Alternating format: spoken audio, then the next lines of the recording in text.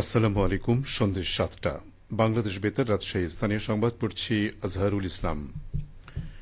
রবীন্দ্র বিশ্ববিদ্যালয়ে গুচ্ছভুক্ত GST B ইউনিটের ভর্তি পরীক্ষা অনুষ্ঠিত হয়েছে। আজ বেলা ১১টা থেকে দুপুর ১২টা পর্যন্ত এই পরীক্ষা অনুষ্ঠিত হয়। রবীন্দ্র বিশ্ববিদ্যালয়ের তত্ত্বাবধানে সিরাজগঞ্জের শাহজাদপুরে ইব্রাহিম পাইলট বালিকা উচ্চ বিদ্যালয় এবং সরকারি মডেল পাইলট উচ্চ বিদ্যালয় দুইটি ভেন্যুতে পরীক্ষা অনুষ্ঠিত হয়। বি ইউনিটে মোট ১,৯৮৭ জন ভর্তিচ্ছুর মধ্যে ১,৮৭১ জন উপস্থিত ছিলেন। উপস্থিতির হার ছিল ৯৪.16%। ভর্তি পরীক্ষার্থীদের সার্বিক সহযোগিতায় রবীন্দ্র বিশ্ববিদ্যালয়ের বিভিন্ন বিভাগের শিক্ষার্থী, বিভিন্ন ছাত্র সংগঠন ও ক্লাব নিয়োজিত ছিল।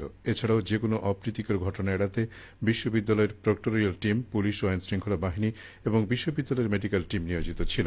পরীক্ষার বিভিন্ন কেন্দ্র পরিদর্শন শেষে রবীন্দ্র বিশ্ববিদ্যালয়ের ভাইস চ্যান্সেলর প্রফেসর ড S M Hasan Talukdar GST ভর্তি পরীক্ষা সুষ্ঠুভাবে অনুষ্ঠিত হয় সংশ্লিষ্ট সবার প্রতি কৃতজ্ঞতা প্রকাশ করেন।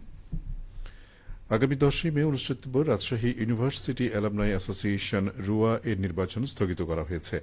গতকাল রুয়ার অ্যাডহক কমিটির মিটিংয়ে এই সিদ্ধান্ত নেওয়া হয়।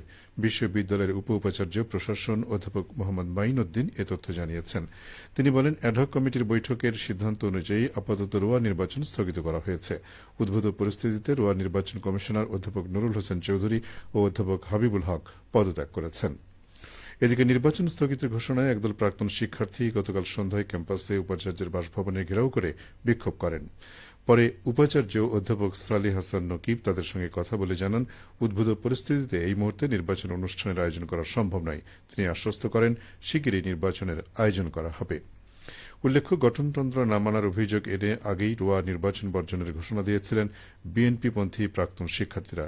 নির্বাচন যথাসময়ে আয়োজনের জন্য অ্যাডহক কমিটির আহ্বায়ককে গত বুধবার স্মারকলিপি দিয়েছেন জামাতপন্থী প্রাক্তন শিক্ষার্থীরা।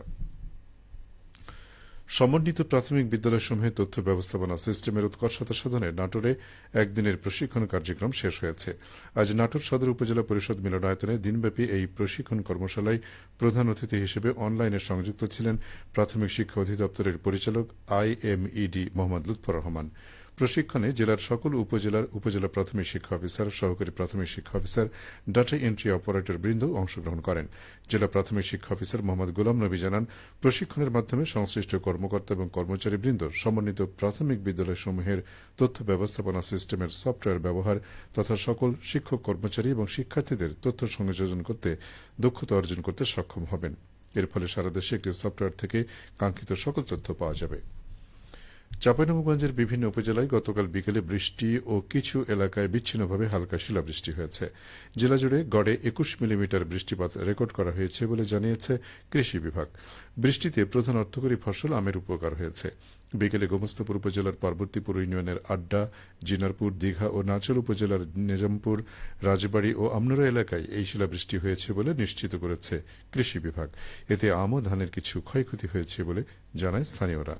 কৃষি বিভাগের তথ্যমতে সদর ও শিবগঞ্জ উপজেলায় শুধুমাত্র বৃষ্টি হয়েছে।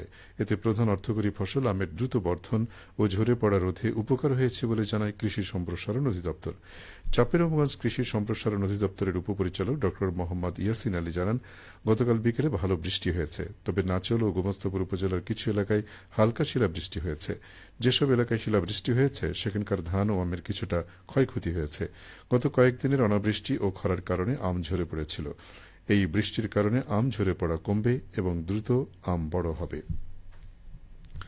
সিরাজগঞ্জে মাসব্যাপী অনূর্ধ্ব ১৫ ফুটবল ও অনূর্ধ্ব ১৪ অ্যাথলেটিক্স প্রশিক্ষণ শুরু হয়েছে। আজ সকালে শহীদ শামসুদ্দিন স্টেডিয়ামে সিরাজগঞ্জ জেলা ক্রীড়া অফিসের আয়োজনে এই প্রশিক্ষণ শুরু হয়। ক্রীড়া পরিদপ্তরের বার্ষিক ক্রীড়া কর্মসূচি ২০২৪-২০২৫ এর আওতায় মাসব্যাপী অনূর্ধ্ব ১৫ ফুটবল ও অনূর্ধ্ব ১৪ অ্যাথলেটিক্স প্রশিক্ষণ উদ্বোধন করেন সিরাজগঞ্জ প্রেস ক্লাবের সভাপতি ও জেলা ক্রীড়া সংস্থার সাবেক সাধারণ সম্পাদক মোহাম্মদ হারুনুর রশিদ খান হাসান। উদ্বোধনী সিরাজগঞ্জ জেলা ক্রীড়া অফিসার মোহাম্মদ নূরে এলাহির সভাপতিত্বে উপস্থিত ছিলেন জেলা প্রতিবন্ধী বিষয়ক কর্মকর্তা মোহাম্মদ আবুল হাশেম ও জেলা বিএনপির সহসভাপতি রকিবুল হাসান রতন। মাসব্যাপী অনূর্ধ্ব ১৫ ফুটবল ও অনূর্ধ্ব ১৪ অ্যাথলেটিক্স প্রশিক্ষণে জেলার ৪০ জন প্রশিক্ষণার্থী অংশ নিচ্ছে। সবশেষে আবহাওয়া। আজ রাজশাহীতে সর্বোচ্চ তাপমাত্রা ছিল ৩৪.৬ ডিগ্রি এবং সর্বনিম্ন ২০.৮ ডিগ্রি সেলসিয়াস। সন্ধ্যে ৬টায় বাতাসে আপেক্ষিক আর্দ্রতার পরিমাণ ছিল ৫১%। রাজশাহী ও পার্শ্ববর্তী এলাকায় আগামীকাল সূর্যোদয় ভোর ৫টা ২৮ মিনিটে। সংবাদ শেষ হলো। আমাদের পরবর্তী স্থানীয় সংবাদ প্রচারিত হবে আগামীকাল সকাল 8:10।